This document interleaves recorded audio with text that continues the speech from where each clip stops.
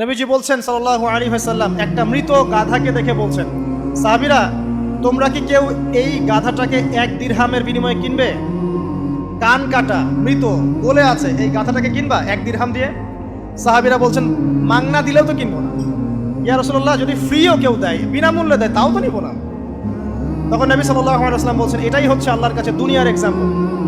ওই মৃত গাধা তোমাদের কাছে যতটা না ইম্পর্টেন্ট, যতটুকু মূল্য রাখে, আল্লাহর কাছে এই দুনিয়া তার চেয়েও কম মূল্য রাখে। তো এই দুনিয়াতে তো সব ফয়সালা হবে না। আমরা তো হতাশ হয়ে যাই না যে দুনিয়াতে এমন কেন, এটা কেন, ওইটা কেন। দুনিয়া এটারই জায়গা। দুনিয়া সব কিছুর কনক্লুশনের জায়গা না, সব কিছুর পরিসমাপ্তির জায়গা হচ্ছে কিয়ামতের মাঠ। ওই দিন যে সফল সে সফল, যে ব্যর্থ সে ব্যর্থ। দুনিয়ার বাড়ি গাড়ি, স্ট্যাটাস, চাকরি বাকরি, ইজ্জত সম্মান, এটা সাফল্য ব্যর্থতার মানদণ্ড নয়, চূড়ান্ত মানদণ্ড নয়। চূড়ান্ত মানদণ্ড কি? ফামান যুহজিহা আনিন নার ওয়া উদখিলাল জান্নাহ ফাকাদ ফাজ। যাকে জাহান্নাম থেকে বাঁচানো হবে, জান্নাতে প্রবেশ করানো হবে, পুলসিরাত পার হতে পারবে, এই একমাত্র ব্যক্তি সফল। সাফল্যের সংজ্ঞাটা জেনে রাখবেন, তাহলে আপনি দুনিয়াতে হতাশ হবেন না ইনশাআল্লাহ। এবার কি হলো, যখন আদম আলাইহিস সালাম সমস্ত নাম শিক্ষা দেওয়া সমস্ত নাম বলে দিলেন, এখানে নাম মানে কিন্তু খালি নাম নয়, জ্ঞান বলে দিলেন, তখন আল্লাহ রাব্বুল আলামিন ফেরেশতাদেরকে বললেন, তোমরা সবাই এখন আদমকে সিজদা করো। ওয়া ইয কুলনা লিল মালাইকাতি ইসজুদু লি আদম। আল্লাহ পাক এবার বলছেন, আমি সমস্ত মালায়েকাকে বললাম তোমরা আদমকে সিজদা করো। ফাসাজাদু, সবাই সিজদা করলো, ইল্লা ইবলিস, ইবলিস সিজদা করলো না। কেন করলে না? ইবলিসকে বলা হচ্ছে, ইয়া ইবলিস মা মানাকা আল্লা তাসজুদা ইয আমারতুক। তোমাকে কে নিষেধ করলো সিজদা করতে ওই আদমকে যাকে আমি আদেশ করেছি? কে নিষেধ করলো? তখন ইবলিস বলছে, খলাকতানি মিন নার ওয়া খলাকতাহু মিন তিন। আমাকে সৃষ্টি করেছেন আগুন দিয়ে আর আদমকে সৃষ্টি করেছেন মাটি দিয়ে, আমি কিভাবে তাকে সিজদা করতে পারি? ইবলিস বলতে চাইলো যে আপনি যে বলছেন আদমকে সিজদা করো, আদম তো মাটির তৈরি, আমি তো আগুনের তৈরি, তাহলে আপনি ভুল বলছেন। নাউজুবিল্লাহ। আগুন কেন মাটির সামনে নত হবে? মাটি আগুনের সামনে নত হওয়া উচিত। তার কেয়াস হচ্ছে এমন। কেয়াস মানে কি? তার এটা কি? হ্যাঁ, তার এটা যুক্তি, তার এটা যুক্তি এবং দর্শন যে আমি কেন তাকে সিজদা করব? আমি তো আগুনের তৈরি আর আদম হচ্ছে মাটির তৈরি। তো খলাকতাহু মিন নার ওয়া খলাকতানি মিন তিন, খলাকতানি মিন নার ওয়া খলাকতাহু মিন তিন। আমাকে সৃষ্টি করেছেন আগুন দিয়ে, আদমকে সৃষ্টি করেছেন মাটি দিয়ে। আবা ওয়াস্তাকবারা, আল্লাহ পাক বলছেন সে উদ্ধত হলো এবং অহংকার প্রদর্শন করল। আর আল্লাহ পাক অনেক কিছু মাফ করে দেন, কিছু কিছু বিষয় আল্লাহ পাক মোটেই পছন্দ করেন। তার মধ্যে একটা হচ্ছে অহংকার, তার মধ্যে একটা হচ্ছে শিরক, তার মধ্যে একটা হচ্ছে অন্যের হক নষ্ট করা, তার মধ্যে একটা হচ্ছে আদম সন্তানকে হত্যা করা, তার মধ্যে একটা হচ্ছে বৃদ্ধ বয়সে ব্যভিচার করা, তার মধ্যে একটা হচ্ছে মুরতাদ হয়ে যাওয়া। ওই যে খ্রিস্টান হয়ে যাচ্ছেন না, খালি মরেন তারপর বুঝবেন, খালি মালাকুল মউত আসুন তারপর বুঝবেন। আল্লাহ রাব্বুল আলামিন বলছেন তার রাসূলের মাধ্যমে, কেউ যদি সাক্ষ্য দেয় আল্লাহ ছাড়া কোনো মাবুদ নাই, মুহাম্মদ সাল্লাল্লাহু আলাইহি ওয়াসাল্লাম শেষ নবী, ঈসা ইবনে মারইয়াম আল্লাহর প্রেরিত নবী, আল্লাহর পুত্র নন, জান্নাত সত্য এবং জাহান্নাম সত্য, এই 5টা বিষয় যদি কেউ সাক্ষ্য দেয়, ইনশাআল্লাহ সে জান্নাতে যাবে, তার আমল যেমনই হোক না কেন। টাকার বিনিময়ে, চাকরির বিনিময়ে, সমাজ সেবার নামে আর চিকিৎসার নামে ঈমান বিক্রি করে ফেললেন। সুবহানাল্লাহ, সুবহানাল্লাহ। তোমাদের এই পৃথিবীতে বেঁচে থাকার চাইতে মাটির তলে চলে যাওয়া ভালো। আবর্জনার কোনো প্রয়োজন নাই আল্লাহর এই জমিনে। এই মুসলিম উম্মার আবর্জনার কোনো প্রয়োজন নাই। এই মুসলিম উম্মার ইমানদার সাহসী তরুণ প্রজন্মের দরকার। আল্লাহ পাক কবুল করুন, আমিন। এরপরে কি হলো? ইবলিস সিজদা করলো না, আবা ওয়াস্তাকবার, সে উদ্ধত হলো এবং অহংকার প্রদর্শন করলো। এবার আল্লাহ পাক জিজ্ঞাসা করলেন, কেন করলে না? কেন করলে না? সে বললো যে আগুন দিয়ে সৃষ্টি করেছেন আমাকে, তাকে সৃষ্টি করেছেন আপনি মাটি দিয়ে, সো আপনি ভুল আমি সঠিক, আমি কেন তাকে সিজদা করব? আল্লাহ পাক তখন আর তার প্রতি রহম করলেন না। আল্লাহ পাক তখন তাকে বলছেন, ফাখরুজ মিনহা, এখান থেকে বেরো। আল্লাহ পাক যেমন গফুর রহিম, আরহামুর রহিমিন, ঠিক তেমনি আল্লাহ পাক শাদীদুল ইকাব, কঠিন শাস্তিদাতাও বটে। আল্লাহ পাক শুধু কি দয়াই করবেন, শাস্তি দিবেন না? দিবেন। ফাখরুজ, অপদস্থ হয়ে, লাঞ্ছিত হয়ে এখান থেকে বের হয়ে যাও। এখানে অহংকার করার অধিকার তোমাকে দেওয়া হয় না, এখান থেকে বের হয়ে যাও। এবার ইবলিস বের হয়ে যাচ্ছে। বের হয়ে যাওয়ার সময় ইবলিস বলছে রব্বি। কি বলছে? রব্বি। দেখেন, ইবলিস আল্লাহকে বলছে রব্বি, মানে ইবলিস আস্তিক, ইবলিস কি আস্তিক ইবলিস আল্লাহ বিশ্বাস করে। ইবলিস বলছে রব্বি, হে আমার রব, আনজিরনি ইলা ইয়াউমি ইউবআসুন, আমাকে কিয়ামত দিবস পর্যন্ত অবকাশ দেন। আমাকে তো বের করে দিচ্ছেন, ঠিক আছে, আমাকে কিয়ামত দিবস পর্যন্ত অবকাশ দেন। শব্দ চয়ন হচ্ছে রব্বি, হে আমার রব, মানে ইবলিস কিন্তু নাস্তিক না। তাহলে এখন যারা এই যে এথিজমে বিশ্বাস করছেন, আসলে এরা কেউ নাস্তিক না, এরা ইসলাম বিদ্বেষী। কখনো দেখবেন না তাদেরকে অন্য ধর্মের কোনো বিষয় নিয়ে কটু মন্তব্য করছে, প্রশ্ন উত্থাপন করছে, এমনটা খুব কমই দেখবেন। এদের যত মাথা ব্যথা ইসলাম নিয়ে। এখানে দেখেন ইবলিসের কথা বলছি, ইবলিস কিন্তু আস্তিক। ইবলিস কি বলছে? রব্বি আনজিরনি ইলা ইয়াউমি ইউবআসুন, হে আমার রব। ইবলিস জানে যে আল্লাহ তার রব। ওই যে সূরা হাশরের শেষের দিকে পড়ে দেখবেন ইবলিস বলে উকফুর, তোমরা কুফরি করো। তারপরে মানুষ যখন কুফরি করে সে বলে আমি ইন্নী আখাফুল্লাহ রাব্বাল আলামিন, আমি আল্লাহকে ভয় করি যে জগৎ সমূহের প্রতিপালক। শয়তানকে মানুষকে জিজ্ঞাসা করবে জাহান্নামীরা, তুমি আমাদেরকে পথভ্রষ্ট করেছে। শয়তান বলবে আমি কিচ্ছু করি নাই, আমি তোমাদেরকে কোনো কাজে ফোর্স করি নাই, আমি শুধু তোমাদেরকে ওয়াসওয়াসা দিয়েছি, তোমরা নিজেরাই কাজ করছো। ফালা তালুমুনি ওয়ালুমু আনফুসাকুম, সূরা ইব্রাহিম পড়ে দেখেন। শয়তান বলবে তোমরা আমাকে লানত করো না, নিজেদেরকেই লানত করো, আমি তো তোমাদেরকে বাধ্য করে কাজ করাই নাই, তোমরা নিজেরাই করেছো এই কাজ। আসুন সামনে যাই। এবার আল্লাহ পাক যখন ইবলিসকে বের করে দিলেন, সে বলছে আমাকে কিয়ামত পর্যন্ত অবকাশ দিন। কিয়ামত পর্যন্ত অবকাশ নিয়ে ইবলিস কি করবে? উত্তর, ইবলিস বলছে ফাবিমা আগওয়াইতানি, হে আল্লাহ, যে কারণে বা যে আদমের কারণে আপনি আমাকে এখান থেকে বের করে দিলেন, লাআকউদান্না লাহুম সিরাতাকাল মুস্তাকিম, আমি সে আদম সন্তানের সরল পথে ওত পেতে বসে থাকব। শয়তানের কথা কি মনে থাকবে যুবক ভাইরা? শয়তানের চ্যালেঞ্জ কি?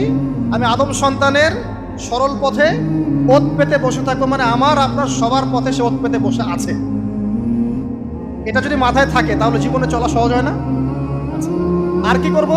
সুম্মা লাআতিয়ান্না মিন বাইনি আইদিহিম, শুধু বসেই থাকবো না, আমি আসবো তাদের সামন থেকে, ওয়া মিন খালফিহিম, তাদের পিছন থেকে, ওয়া আন আইমানিহিম, তাদের ডান দিক থেকে, ওয়া আন শামাইলিহিম, তাদের বাম দিক থেকে, ওয়ালা তাজিদু আকসারাহুম শাকিরিন, হে আল্লাহ, আপনি বেশিরভাগ আদম সন্তানকে শুকরগুজার পাবেন না।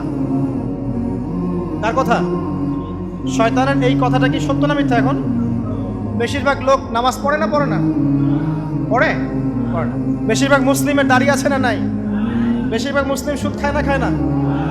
এখন বেশিরভাগ তরুণ প্রজন্ম জেনায় আছে না নাই? পর্নোগ্রাফি সবাই দেখে না দেখে না? অন্যের সম্পদ আত্মসাৎ মানুষ করছে না? দুর্নীতি করছে না? ঘুষ খাচ্ছে না? ইসলামের বিধান 100% পালন করে কত পার্সেন্ট মানুষ? খুব কম। আচ্ছা বাদ দেন এত বড় বড় কথা, শুধু কোরআনুল কারীম তেলাওয়াত করতে পারে কতজন মানুষ? বলি না আমরা 90% মুসলিমের বাংলাদেশ, তো 90% মুসলিমের বাংলাদেশে কত ভাগ মুসলিম কোরআন তেলাওয়াত করতে পারে? একটা শুমারি করে দেখেন, কোরআন শুমারি। এটা কোরআন শুমারি করে দেখেন যে কত পার্সেন্ট মুসলিম শুদ্ধ করে কোরআন পড়তে পারে। যারা পড়তে জানে তাদেরও পড়া যে কত ভুল আছে, আলেম ওলামার কাছে গেলে বুঝতে পারবেন। আর এই ভুলের কারণে যে অর্থ কত পরিবর্তন হচ্ছে আপনি তো জানেনই না। তো এই যে শয়তান বলেছে ওয়ালা তাজিদু আকসারাহুম শাকিরিন, আপনি বেশিরভাগই শুকরগুজার পাবেন। তো কথা সত্য না মিথ্যা? দেখেন ও কিন্তু তার মিশনের মধ্যে ঠিকই আছে। কথা যে সত্য তার প্রমাণ সহিহ বুখারীর একটা হাদিস, যেটা 4 বার এসেছে বুখারীর মধ্যে, যে আদম আলাইহিস সালামকে ডাকা হবে কিয়ামতের মাঠে, ডেকে বলা হবে তোমার সন্তানদের মধ্য থেকে জাহান্নামীদেরকে আলাদা করে দাও। আদম আলাইহিস সালাম বলবেন কতজনকে আলাদা করে দিব? আল্লাহ পাক বলবেন প্রতি 1099 জনকে জাহান্নামের জন্য আলাদা করে দাও। শয়তানের কথা ঠিক না বেঠিক? এবার আল্লাহ রাব্বুল আলামিন তাকে বের করে দিলেন। ইবলিস এবার বের হয়ে গেল, চ্যালেঞ্জও করলো। এবার আল্লাহ পাক আদম আলাইহিস সালামকে ডেকে বলছে ইয়া আদম, এবার আদম আলাইহিস সালামের এই যে পাঁজর মানে বুকের পাঁজর, এখান থেকে তার সঙ্গিনীকে সৃষ্টি করা হবে। কারণ আদম আলাইহিস সালাম একাকী ছিলেন, একা একাকী থাকা যায়? একা একা থাকতে কষ্ট হয় না? একজন জীবন সঙ্গী লাগে না? তো আদম আলাইহিস সালামের এই বাম পাঁজরের হাড় থেকে হাওয়া আলাইহিস সালামকে সৃষ্টি করা হবে। সৃষ্টি করার পর আরো একটা ঘটনা আছে যে আল্লাহ রাব্বুল আলামিন আদম আলাইহিস সালামের পিঠের যে অংশটুকু আছে, এই অংশটুকু থেকে আগামীতে যত আদম সন্তান আসবে সবাইকে ছোট ছোট পিঁপড়ার আকৃতিতে সামনে নিয়ে দেখালেন। সুবহানাল্লাহ। যত আদম সন্তান আসবে আল্লাহ পাক সবাইকে আদমের সামনে দেখালেন এবং বললেন এই যে শুভ্র অংশ যারা, মানে সাদা অংশ যারা, তারা তোমার সন্তানদের মধ্য থেকে সবাই জান্নাতি। আর তোমার এই যে বাম পাশে যেগুলো কালো কালো ছোট ছোট আকৃতি দেখছো, এগুলো সব তোমার সন্তানদের মধ্য থেকে জাহান্নামী। আমরা দোয়া করি আমরা তাদের অন্তর্ভুক্ত না হই। এবার আল্লাহ পাক সবাইকে বললেন, সূরা আরাফের মধ্যে আসছে 182 নম্বর আয়াতে মনে হয়, আল্লাহ পাক বলেন আলাস্তু বিরব্বিকুম, হে আদমের সন্তানরা, আমি কি তোমার রব নই? আমি কি তোমাদের রব নই? আলাস্তু বিরব্বিকুম, আমি কি তোমাদের রব নই? আলাস্তু বিরব্বিকুম, আমি কি তোমাদের রব নই? আমরা সবাই তখন বলেছিলাম বালা ইয়া রব্বি, অবশ্যই আপনি আমাদের রব। আমরা এখন ভুলে গেছি না? আমরা সবাই এই সাক্ষী দিয়ে আসছি রুহের জগতে। আর রুহের জগৎ বলে একটা জগৎ আছে, অনেক জগৎ আছে। রুহের জগৎ একটা, দুনিয়ার জগৎ একটা, জিন জাতির জগৎ আলাদা, বারজাখ পরকালে যে কবরে রাখার পরে বারজাখের জগৎ একটা, আর দারুল করার যেটা হবে একদম জান্নাত জাহান্নাম, ওটা আরেকটা জগৎ। এই যে মহাবিশ্ব যে সম্প্রসারিত হচ্ছে, এক এক গ্যালাক্সিতে এক একটা জগৎ না, এরকম বহু জগৎ আছে। রুহের জগতে আমরা এই ওয়াদা আল্লাহর কাছে করে এসেছি।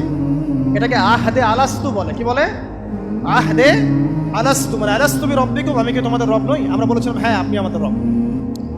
একটা মজার কথা আছে এখানে, যখন আদম আলাইহিস সালাম দেখছিলেন তার সন্তানদেরকে সাদা সাদা আকৃতি ছোট ছোট, এর মধ্যে একটা সন্তানকে দেখে, একজন সন্তানকে দেখে তার প্রচন্ড ভালো লেগেছিল এবং তিনি অত্যন্ত সুদর্শন ছিলেন। তাকে দেখে তার প্রচন্ড রকম ভালো লেগেছিল। আল্লাহ পাককে তিনি জিজ্ঞাসা করলেন, হে আল্লাহ, আমার সন্তানদের মধ্যে কে এই সুন্দর সন্তান কে? আল্লাহ পাক বললেন, সে হচ্ছে তোমার সন্তান দাউদ। কি নাম? দাউদ আলাইহিস সালাম। আর আপনাকে বলে রাখি, আদম আলাইহিস সালামের ব্যাপারে যেমন আল্লাহ পাক বলেছেন আদম আমার খলিফা, ঠিক দাউদ আলাইহিস সালাম সম্পর্কেও আল্লাহ পাক বলেছেন দাউদ আমার খলিফা। বুঝতে পারলেন? কোথায় আছে? সূরা সাদ পড়ে দেখেন। ঠিক আদম আলাইহিস সালাম সম্পর্কে আল্লাহ পাক বলেছেন না যে আমি পৃথিবীতে খলিফা পাঠাচ্ছি, ঠিক দাউদ আলাইহিস সালাম সম্পর্কেও আল্লাহ পাক বলেছেন দাউদ আমার খলিফা। ইয়া দাউদ ইন্না জাআলনাকা খলিফাতান ফিল আরদ ফাহকুম বাইনান নাসি বিল হক ওয়া লা তাত্তাবি'ল হাওয়া। আয়াতটা পড়ে দেখবেন, ওইদিকে আমি পরে আসছি। তো ওই সন্তানকে দেখে তার এত ভালো লাগলো, আল্লাহর কাছে তিনি জিজ্ঞাসা করছেন, হে আল্লাহ, আমার এই সন্তানের হায়াত কত? আল্লাহ পাক বলছেন, তোমার এই সন্তানের হায়াত হচ্ছে 60 বছর। কত বছর? 60 বছর। আর আমাদের উম্মতে মুহাম্মাদের কিন্তু গড় আয়ু এরকম 60-65, এর বেশি না গড় আয়ু। তখন আদম আলাইহিস সালাম বলেন, আল্লাহ, আমার হায়াত থেকে তাকে 40 বছর দিয়ে দাও। আমার হায়াত থেকে তাকে 40 বছর দিয়ে দাও। আল্লাহ পাক তাকে 40 বছর দিয়ে দিলেন।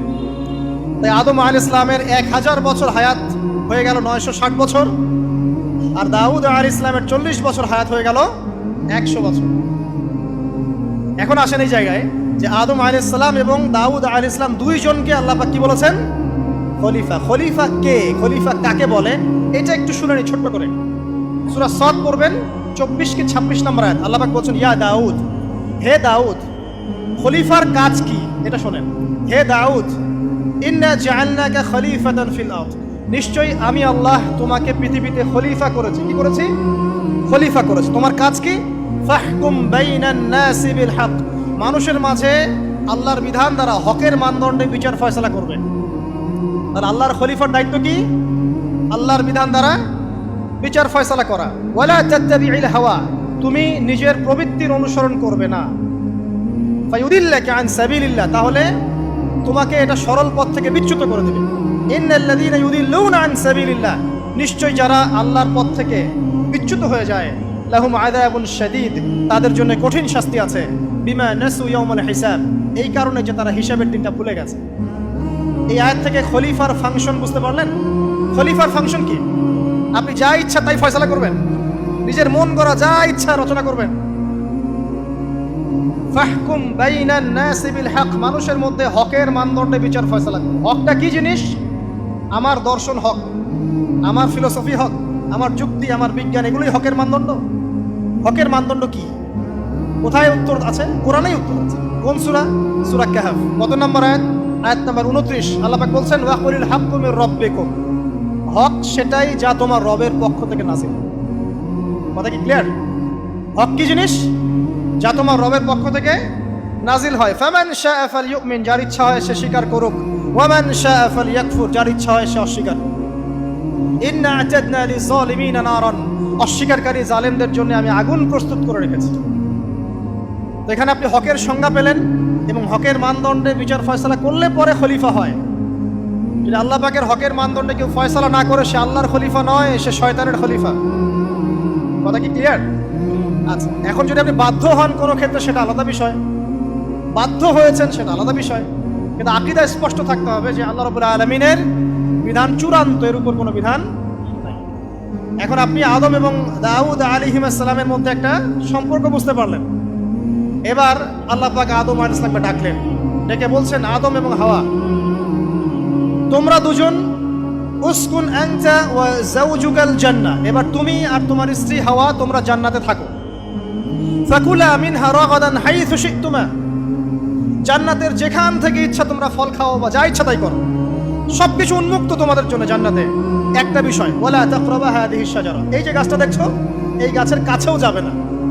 এখানে শব্দ এমন না যে গাছের ফল খাবে না, শব্দ হচ্ছে এমন গাছের কাছেও যাবে না। যেমন ওয়ালা তাকরাবু জিনা, জিনা করবে না আল্লাহ পাক বলেননি, বলেছেন জিনার কাছেও যাবে না। ওয়ালা তাকরাবু মাল আল ইয়াতীম, ইয়াতীমের মাল খাবে না আল্লাহ পাক বলেন নাই, আল্লাহ বলছেন ইয়াতীমের মালের কাছেও যেও না।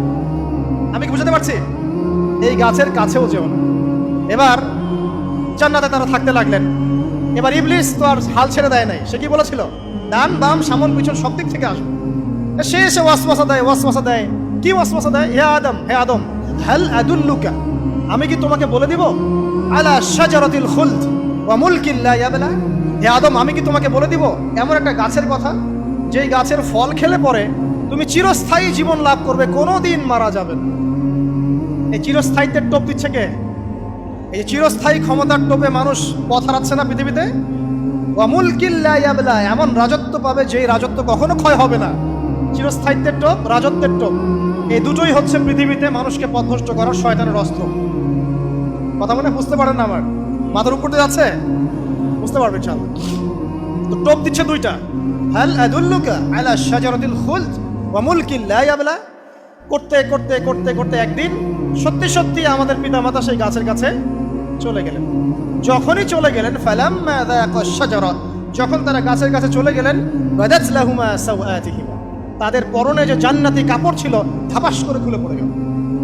ইন্না লিল্লাহি ওয়া ইন্না ইলাইহি রাজিউন। আমাদের পিতামাতাকে পুরো মহাবিশ্বে ফেরেশতাদের সামনে জান্নাতে নগ্ন করে দিল ইবলিস। আমি মনে বুঝাতে ব্যর্থ হচ্ছি। আমাদের পিতামাতাকে জান্নাতে ফেরেশতাদের সামনে, সবার সামনে নগ্ন করে কাপড় খুলে ফেললো কে? ইবলিস। তো এখন যে কাপড় খোলার সংস্কৃতি চলছে, কারা এরা? ওরা জিন শয়তান, এগুলো মানুষ শয়তান। শয়তান দুই প্রকার, মিনাল জিন্নাতি ওয়ান নাস, জিন শয়তান আর মানুষ শয়তান। ওই জিন শয়তান এদেরকে ওয়াসওয়াসা দিয়ে দিয়ে নগ্ন করেছে। এরা এখন নগ্নতার আন্দোলন শুরু করেছে, এবং আমি জানি কয়দিন পরে এটা বিকিনি পরেও ঘুরবে। অবাক হচ্ছেন? এই আমাদের আলামতের মধ্যে অন্যতম হচ্ছে মানুষ রাস্তার ধারে ধারে জেনা করবে, রাস্তার মনে মনে জেনা হবে। তখন তার সবচেয়ে ভালো মানুষ হবে সেই ব্যক্তি যে গিয়ে বলবে, বাবা তোমরা জেনা করছো, এই দেয়ালের পিছনে গিয়ে করতে পারলা না, সে হবে সবচেয়ে ভালো মানুষ। এই যে কাপড় খোলার সংস্কৃতি শুরু হয়েছে, এটা কার সংস্কৃতি? বাদাত লাহুমা সাওআতিহিমা। আল্লাহ পাক আরো বলছেন, ইয়া বানি আদম, হে আদম সন্তান, লা ইয়াফতিনান্নাকুমুশ শাইতান, শয়তান যেন তোমাদেরকে ফিতনায় ফেলতে না পারে। কামা আখরাজা আবাওয়াইকুম মিনাল জান্নাহ, ঠিক যেভাবে শয়তান তোমাদের পিতামাতাকে জান্নাত থেকে বের করে দিয়েছিল। আর কি করেছিল? কামা আখরাজা আবাওয়াইকুম মিনাল জান্নাহ ইয়ানজিউ আনহুমা লিবাসাহুমা, শয়তান তোমাদের পিতামাতার লেবাস পোশাক খুলে ফেলেছিল। ঠিক এভাবেই যেন পৃথিবীতে শয়তান তোমাদেরকে ফিতনায় ফেলতে না পারে, আল্লাহ পাক সতর্ক করছেন। এখন কি বুঝতে পারছেন? এই নগ্নতার যে 6 লাভ, নগ্নতা, অশ্লীলতা, পর্নোগ্রাফি, বেহায়াপনা, ফ্রি মিক্সিং, নারীদেরকে নগ্ন করে রাস্তায় বের করে নিয়ে আসা, এগুলো কার এজেন্ডা? শয়তানের এজেন্ডা। এর উপর কোনো কথা নাই, কারণ কোরআনের উপর কোনো সত্য নাই। এগুলোর উপরে কোনো কথা হবে না, বিকজ কোরআনের উপর কোনো সত্য নাই। আছে? নাই। কোরআনে আল্লাহ পাক বলেছেন যে শয়তান ফিতনায় ফেলেছিল, ইয়ানজিউ আনহুমা লিবাসাহুমা, শয়তান তোমাদের পিতামাতার লেবাস খুলে ফেলে দিয়েছিল। ওয়াতাফিকা ইয়াখদিফানি আলাইহিমা মিন ওয়ারাকিল জান্নাহ, তখন আমাদের পিতামাতা জান্নাতের গাছের যে এই যে পাতাগুলো আছে এগুলো ছিঁড়ে ছিঁড়ে লজ্জাস্থান থাকতে লাগলেন। ইন্না লিল্লাহ। আমাদের পিতামাতার কি দুর্দশা হয়েছিল, আমাদের পিতামাতার কি দুর্দশা, কি লজ্জা হয়েছিল তখন। চিন্তা করে দেখেন, শয়তান কাপড় খুলে ফেলে দিয়েছে। আর আমাদের পিতামাতা, আমাদের মা, আমাদের বাবা জান্নাতের এই যে পাতাগুলো ছিঁড়ে ছিঁড়ে গায়ের লজ্জাস্থান ঢাকা শুরু করেছেন। কি পরিমাণ লজ্জা চিন্তা করেন। আপনাকে যদি এখানে কেউ নগ্ন করে ফেলে এবং আপনি যদি না চান বিষয়টা, সবাই জোর করে আপনার কাপড় খুলে ফেলে, আপনার কেমন লাগবে? কেমন লাগবে? এই ঘটনা ঘটেছে মহাবিশ্বে, শয়তান ঘটিয়েছে। এরপর আল্লাহ পাক ডাকলেন, ডেকে বলছেন, ইয়া আদম, হে আদম, আলাম আনহাকুমা আন তিলকুমা শাজারা, হে আদম, আমি কি তোমাদেরকে দুজনকে নিষেধ করি নাই যে গাছের কাছে যাবে না? আমি কি তোমাদের দুজনকে নিষেধ করি নাই যে তোমরা গাছের কাছে যাবে না? তখন আদম আলাইহিস সালাম বুঝতে পারলেন যে তারা একটা বড় ভুল করে ফেলেছে। তারপর আল্লাহ রাব্বুল আলামিন দয়া পরবশ হয়ে আদম এবং হাওয়া আলাইহিস সালামকে কালিমা শিক্ষা দিলেন, তওবার কালিমা, যেই কালিমা দিয়ে তারা তওবা করতে পারেন। সেই কালিমা হচ্ছে রব্বানা যালামনা আনফুসানা ওয়া ইল্লাম তাগফির লানা ওয়া তারহামনা লানাকুনান্না মিনাল খাসিরিন। এই দোয়া শিখে নিয়ে আদম এবং হাওয়া আলাইহিস সালাম তওবা করলেন। আল্লাহ পাক তাদের তওবা কবুল করে মাফ করে দিলেন। কিন্তু জান্নাতে আর থাকা হলো না। আল্লাহ পাক বলেন, কুল নাহবিতু মিনহা জামিআ, এবার তোমরা সবাই মিলে এখন পৃথিবীতে নেমে যাও। আল্লাহ মাফ করে দিলেন, কিন্তু তোমরা এখন পৃথিবীতে নেমে যাও, জান্নাতে আর থাকা হবে না। খেয়াল করে দেখেন, ইবলিসও আল্লাহর আদেশ মানে নাই। আল্লাহ বলেছেন সেজদা করো, ইবলিস কিন্তু করে নাই। আবার আমাদের পিতা আদম আলাইহিস সালামকে আল্লাহ পাক বলেছেন গাছের কাছে যেও না, তারা চলে গেছেন। দুটোই কি অবাধ্যতা নয়? তাহলে ইবলিসকে চিরস্থায়ী জাহান্নামী করা হলো, আদম সন্তানকে কেন করা হলো না? উত্তর, আদম সন্তান আদম আলাইহিস সালাম তওবা করে ফিরে এসেছে, ইবলিস আসে নাই। তাই আমাদের দ্বারা পদে পদে ভুল হবেই, তওবা করে ফিরে আসলেই গুনাহ মাফ ইনশাআল্লাহ। আর যদি ইবলিসের মতো গুনার উপর গুনাহ করতেই থাকেন আর বলেন যে আমি ঠিক কাজ করছি, তাহলে ইনশাআল্লাহ ওই যে জাহান্নাম অপেক্ষা করছে।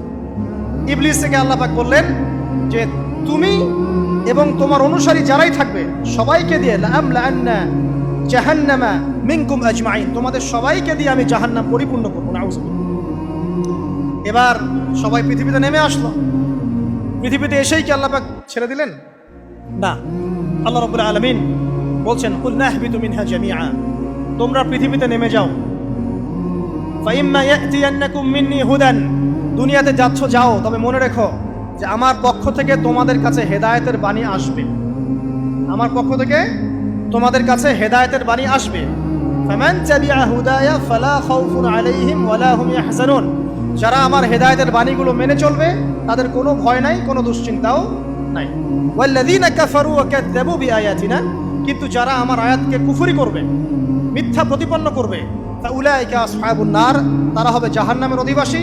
হুম ফিহা খালিদুন, তারা সেখানে চিরস্থায়ী হবে। এই সহজ সরল জীবন দর্শন দিয়ে আল্লাহ পাক পৃথিবীতে পাঠিয়ে দিলেন। এবার শুরু হলো পৃথিবীতে পথ চলা। পৃথিবীতে পথ চলার ক্ষেত্রে অনেক কিছু সৃষ্টি করতে হলো, আবিষ্কার, কৃষিকাজ, এটা ওটা সবকিছু। আদম আলাইহিস সালামকে আল্লাহ পাক সেই জ্ঞান ওহীর মাধ্যমে শিক্ষা দিলেন। কৃষিকাজ আল্লাহ পাক শিক্ষা দিয়েছেন, চাকা সৃষ্টি করা আল্লাহ পাক শিক্ষা দিয়েছেন, বাহন সৃষ্টি করা আল্লাহ পাক শিক্ষা দিয়েছেন। যত রকম জ্ঞান আছে সমস্ত জ্ঞান এসেছে নবীদের পক্ষ থেকে। সবকিছু জ্ঞানের মূল ভিত্তি এসেছে নবীদের কাছ থেকে, আল্লাহর ওহীর কাছ থেকে। যত সভ্যতা দেখছেন বড় বড়, সমস্ত সভ্যতা শুরু হয়েছে নবী দ্বারা, এবং সভ্যতা শেষও হবে একজন নবী দ্বারা। তার নাম কি? ঈসা ইবনে মারইয়াম।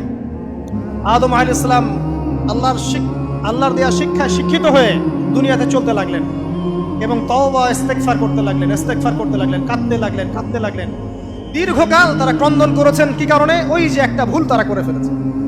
দুনিয়াতে এসে ক্রন্দন করতে করতে করতে করতে আল্লাহ রাব্বুল আলামিন এক পর্যায়ে তওবা কবুল করে ফেললেন। এবার সামনে যান। তাদের সন্তান হলো হাবিল এবং কাবিল। নাম শুনেছেন? শোনেন নাই? হাবিলের কুরবানি কবুল হয়, কাবিলের কুরবানি কবুল হচ্ছে না। বিকজ কাবিল এর কুরবানির মধ্যে ইখলাস নাই। ভাইয়ের কুরবানি কেন কবুল হচ্ছে, আমারটা কেন হচ্ছে না? হিংসার বশবর্তী হয়ে কাবিল হাবিলকে হত্যা করে ফেললো। নবী পরিবারের সদস্য হয়েও কাবিল এরকম অন্যায় করে ফেলল। আর কি হলো? রাসূল সাল্লাল্লাহু আলাইহি সাল্লাম বলেছেন, পৃথিবীতে যত মানুষ অন্যায়ভাবে নিহত হবে, পৃথিবীতে যত মানুষ অন্যায়ভাবে খুন হবে, সমস্ত খুনের পাপের একটা অংশ কাবিলের আমলনামায় যুক্ত হবে। কারণ সেই প্রথম খুন চালু করেছে। এই যে আজকে গুনাহে জারিয়া চালু করছেন না, সুদী এনজিও, সুদী সমিতি, সিনেমা হল, এইটা ওইটা, মদের বার, যত গুনাহে জারিয়া চালু করছেন, মৃত্যু হবে, কবরে যাবেন ঠিকই, কিন্তু গুনাহ কমবে না ইনশাআল্লাহ। মনে করেন একজন নগ্ন ছবিতে অভিনয় করেছে, ঠিক আছে, এখন নাই পৃথিবীতে, বা কেউ অশ্লীল গান বাজনা করে দুনিয়া থেকে বিদায় নিয়েছে, দুনিয়াতে তার গান এখনো বাজছে, সে কবরে শুয়ে শুয়েই সেই গুনাহগুলো পাচ্ছে।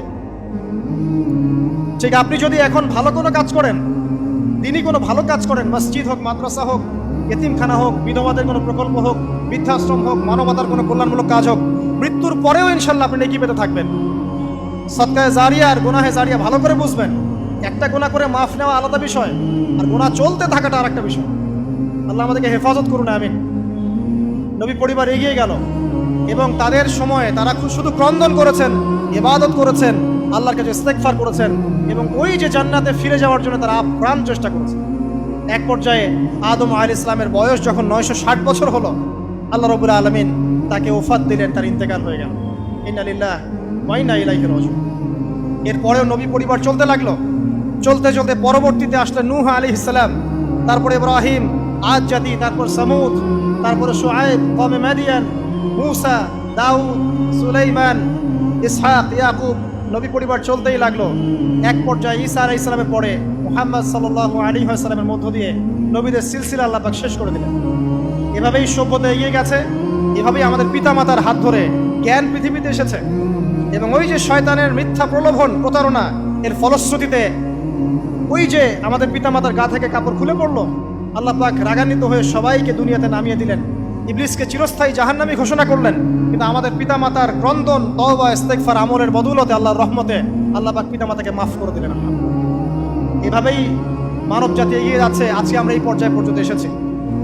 আদম আলাইহিস সালামের এই সংক্ষিপ্ত জীবনী থেকে আমরা কি শিখলাম? আমরা শিখলাম যে আল্লাহ রাব্বুল আলামিন অনেক ভালোবেসে, অনেক মহব্বত করে, মমতা দিয়ে, মায়া দিয়ে নিজের হাতে আমাদের পিতাকে সৃষ্টি করেছে। এক, দুই, আমাদের পিতাকে আল্লাহ রাব্বুল আলামিন তার পক্ষ থেকে জ্ঞান শিক্ষা দিয়েছেন। এই কারণে আদম সন্তানরা জন্ম থেকেই দেখবেন কিছু না কিছু জ্ঞানী হয়েই থাকে। জ্ঞান আপনার ডিএনএর মধ্যে থাকেই। আল্লাহ রাব্বুল আলামিন আদম আলাইহিস সালামের মধ্যে রূহ ফুঁকে দিয়েছেন। আল্লাহ রাব্বুল আলামিন আদম আলাইহিস সালামকে জান্নাতে রেখেছেন। আল্লাহ রাব্বুল আলামিন গাছের কাছে যাওয়ার পরেও তওবা ইস্তেগফারের মধ্য দিয়ে তাকে মাফও করে দিয়েছেন। আল্লাহ রাব্বুল আলামিন আদম এবং হাওয়া আলাইহিস সালামের মধ্য দিয়ে এই পৃথিবীতে মানব জাতির সিলসিলা অব্যাহত রেখেছেন এবং কিয়ামত পর্যন্ত যত আদম সন্তান আসবে তাদের জন্য আল্লাহ পাক তার পক্ষ থেকে হেদায়েত প্রেরণ করেছেন। এক যুগে তাওরাত এসেছে, কখনো জাবুর, কখনো ইনজিল, কখনো কোরআন, সর্বশেষ টেস্টামেন্ট হিসেবে কোরআন এসেছে।